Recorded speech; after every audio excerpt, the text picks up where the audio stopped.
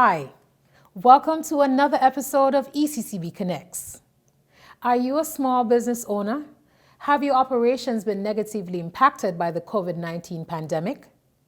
In this episode, we speak with Carmen Gomez-Trigg, CEO of the Eastern Caribbean Partial Credit Guarantee Corporation. She shares with us how the ECPCGC continues to work to help small business owners increase their access to finance. Stay with us. We'll share more with you when we get back. ECCB Digital Dialogues. The Eastern Caribbean Central Bank invites you to part 2 of the discussion on pandemic and digital transformation this Thursday, 25th February, beginning at 10 a.m. The new normal has become the norm. Our lives are now characterized by a heavy reliance on digital technologies. However, many of our people continue to face challenges with digital inclusion and access to connectivity. How can this be corrected? ECCB Digital Dialogue. Join Governor Timothy N.J. Antoine and our distinguished panelists. The Honorable Minister for Information, Communication and Technology in the Government of St. Kitts and Nevis, Akila Byron Nisbet. Head of Regulatory Affairs, Caribbean, Cable and Wireless Communications, David Cox. And Technical Advisor in the Office of the Prime Minister of the Bahamas, Christy Powell, as they explore the role of the private and public sectors in the adoption and widespread use of digital technologies during the pandemic and beyond.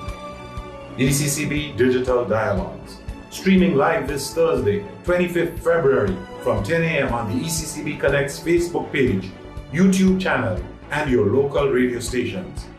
You will also have the opportunity to share your views and recommendations during the online polling segment. ECCB Digital Dialogues. Join the conversation as we take collective action to transform our region now.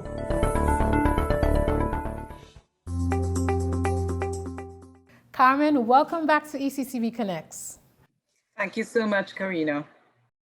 Now, the last time you were here, you introduced our viewers to the Eastern Caribbean Partial Credit Guarantee Corporation, which is an entity that is working to help small and medium-sized enterprises in the region increase their access to finance and credit. Now, for those who may be looking for the first time, kindly give us an overview of the work that your institution does. Our mission is to facilitate access to finance for MSMEs so that they can grow their businesses and develop their economies.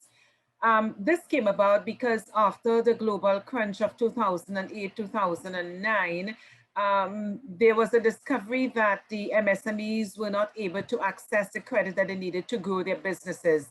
So the World Bank and ECCB collaborated, did some roadshows and some stakeholder meetings and so on. And they came up with this idea that they would form this corporation, which they would fund, and we would offer guarantees to the lenders, particularly those lenders who do not have sufficient collateral so that they can get a loan to grow their businesses. So basically that is what we do. It's not as simple as it sounds, but that's it in a nutshell. So our basic purpose is to alleviate that credit crunch that I just mentioned that is suffered by most MSMEs. And our objectives are to present a solution to financial institutions by mitigating some of the risk so that they could lend to the MSME sector. The MSMEs are normally viewed as quite risky. So we are trying to relieve some of that risk of the financial institutions. Now, share with us how the ECPCGC is made up in terms of how do you get your funding and your reporting structure so that our viewers can get a better understanding of how the entity itself works. There are 6 member states, Antigua and Barbuda, Dominica, Grenada, St. Kitts and Nevis, St. Lucia, St. Vincent and the Grenadines. Each one of those countries has put in $2 million to fund the entire program. 5 of them borrowed from the World Bank. So the World Bank does have a big stake in our program, and they are our technical partners. So the money was put into a fund, and we invest the surplus money. Some of the money is used for recurrent expenditure, but we have a very, very small team. So we wear many hats, all of us. And the rest of it is to back the guarantees that we issue to the lenders. Our reporting responsibilities, we are supervised by the Eastern Caribbean Central Bank, report to the World Bank, and report to all the stakeholder governments. We have set targets to achieve because at the end of the day, they want to know that the funds that they've put aside are actually meeting the objectives that were set, which is eventually to assist the MSMEs in growing their businesses, because the growth of their businesses would mean the growth of the various economies.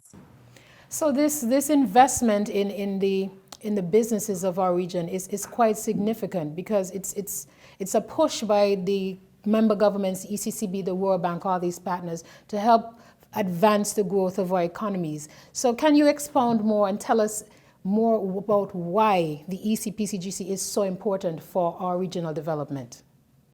More than 75% of our private sector is small businesses, small, medium-sized businesses, even the micros, the ones that we see on the street with the snow cones or whatever. So we have a huge percentage of our private sector being made up of these small entities. Now, the smaller the entity, the more difficult it is to access financing. And our role is to sort of put the spotlight on these small businesses and say, guys, what do you need? Do you need training? We can help you with that. Do you need access to finance? We can help you with that. We've got this consortium made up of the World Bank, the ECCB, the stakeholder governments, the corporation itself. We've come together to help you. So we are looking at the needs of the MSMEs, which go beyond access to finance. But our main push is really to get them the funds that they need. That being said, they have a role to play as well. They have to take responsibility for their finances. They have to understand that they have to go to the financial institutions, but they have to have their business in order. So it's a kind of a tripartite arrangement where we have the stakeholders, we have the agency, we have the MSMEs. Everybody has to do his or her part. Our governments have done their part. The World Bank is doing their part by being a technical advisor to the program. ECCB is our regulator and our supervisor. So everybody has to come together to do their part. And I want, the message we want to send to the MSMEs is, it's not okay just to say, I have an idea and I want to turn $1. If it is you want to grow and develop, you need to put some structure in place, and you need to have your stuff in order before you go to the financial institutions, because they are going to insist on that. Excellent advice. Now, Carmen, since you were last here and you were setting up a lot of the initial steps and parts of the ECPCGC, what's been happening? What's happened over the last few months since then?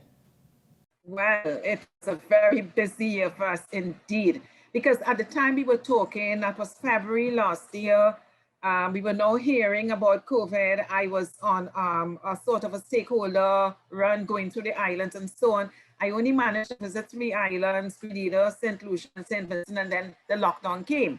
So we buckled down into our hatches and we worked from home. And in June, we were able to sign 2 banks to the program, Bank of St. Lucia and National Bank of Dominica. They were our pilot, our test cases, so to speak. So we went through our processes with them and so on.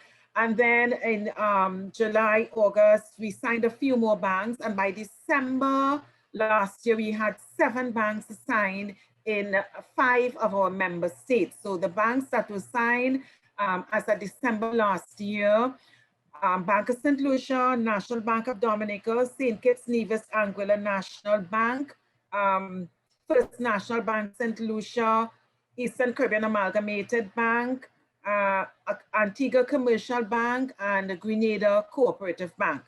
We also opened our doors to the credit unions and the development banks. And we have to note that as of December last year, we admitted 2 development banks, Grenada Development Bank and St. Lucia Development Bank. We are in discussion with the credit unions right now, because we feel that a lot of our MSMEs are comfortable going to the development banks and the credit unions. And if we are to reach them, we need to work with these institutions. So we are taking an overall approach, and we are embracing all the financial institutions within our reach. So that's where we are right now. We did a formal launch virtually, of course, in October last year. And we were in the process of developing our web portal because this is an electronically run program. We are in the pilot testing stages of that web portal, and we should launch that by Q2 of this year. Once we've done the testing, we've done one bank testing with one bank, we're doing testing with another bank next week. Once we've done that, we'll do a demo, and then the portal will be open to all the banks and all the other financial institutions. So there's been a lot going on over the last couple of months. We've been very busy. Describe to our viewers or explain exactly how the banks fit into the ECPCGC connecting to those small business owners to access finance. So we are not customer facing, meaning that we don't deal with the customers directly. The customers that go to the banks are our ambassadors, so to speak, and they would do all the loan appraisal and loan adjudication, and they need to be satisfied with the loan that they are given because the bank is lending the funds.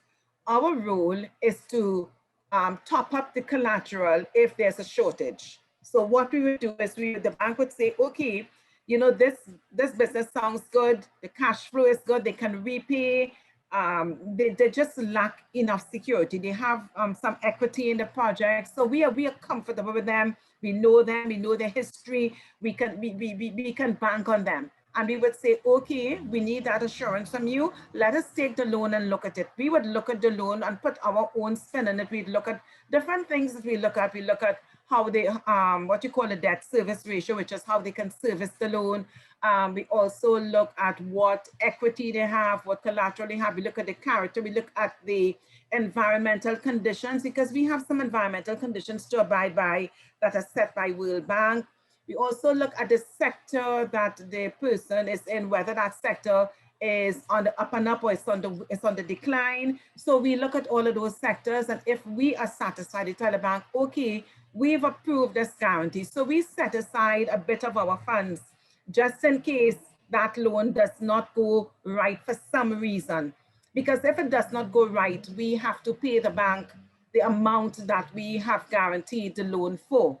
But we try to make sure that the bank supervises the loan in accordance with best banking practices as laid down by the ECCB. So we are always collaborating with our bankers, and in their turn, we collaborate with the MSME.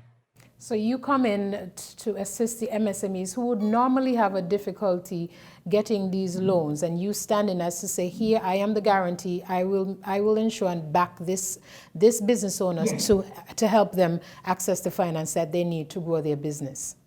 Yes, definitely. That is our rule. Now, Carmen, are there any specific products or that are offered to these MSMEs as they seek financing? Yes. When we started last year, we were in the middle of COVID. And if I'm to quote some statistics that from a study done by the OECS Commission, and after COVID, there was a reduction in demand for products and services of about 59%, a reduction in working capital of about 43%. People were unable to make their loan payments, and there was a reduction in access to capital. So you had a really, really bad situation. We had employee layoffs. We had, you know, COVID decimated our economies because remember, we are tourist dependent, and the bottom fell out of that. So we went back to the drawing board and we said, guys, we went to our bankers and said, guys, we know this product does not seem to fit the circumstances that obtain at this moment, because this product was conceived of in 2015, 2017. Circumstances have changed greatly. So together we came up with two new products. We found that people who had been laid off, they wanted a new product. They wanted to take some of that money that they got and put it into a business venture. So we wanted to support them. We said to the banks, if the person has been in business for a couple of months and you can vouch for them, there is this product, this startup product that we would guarantee 80% of that loan. we ask that the person has some skin in the game. We have relaxed some of the other requirements. So where we were looking for a ratio of 1.25 in terms of repayment, we are saying once they can repay, we are okay with that. Once they can do the repayment at the end of every month, we are okay with that. We just ask that maybe if you could try to get them to put a little bit of money in a sinking fund so they can grow the savings for the business, after a couple of months, we are okay with that. So that's a startup fund. So it's flexible in that we don't have the 2-year where we had before. We said you had to be in business for 2 years. Now we are saying you can be in business for a couple of months, but you have to show the bank that you've been in business, that you can make the money, that you can repay the loan. So that's a startup facility. Then we have another facility called a working capital facility. And the working capital facility is for businesses that have been in business more than 2 years, but they are feeling the crunch, the COVID crunch. So they can come to the bank and they can say, my business is stagnating. I need an injection of cash. And we would guarantee that 80%. Again, we've relaxed the requirements in terms of equity and in terms of collateral and in terms of the debt service ratio. So we are prepared to pick up some slack on that and work with these businesses because this is where the need is right now. These products have a 12-month time span. So after 12 months, you're going to assess the effectiveness of these products, assess how well the businesses have done, because our environment is one that is very statistic heavy. We monitor and we evaluate and we tweak as we go along. So there's this constant stream of statistics that we pull, metrics that we pull so that we can see if the program is really working for the intended beneficiaries. Carmen, you spoke about a number of banks and as well as credit unions and development banks that have signed on so far to partner with the ECPCGC in offering these credit guarantees to the small business owners. What can other institutions, financial institutions who are interested, what can they do to become part of this program? Just about 3 kinds of institutions that we would admit to the program: the commercial banks, the development banks, and credit unions. And we've reached out to 9 large credit unions in the region. We've reached out to all the commercial banks, and we've reached out to all the development banks. So the onus is on them now to come back to us. Those who've come back to us, we've embraced, we've had discussions, we've signed agreements, but we keep on reaching out to the others who've not signed. Our regional banks, they have a different setup, so they're taking a little bit longer, but they are certainly on board with us. And we do have some of the other indigenous banks who have also started to come on board as we speak. Carmen, thank you so much for speaking with us again on ECCB Connects. Thank you so much, Karina, for having me and for spreading the word that we are there for the MSMEs.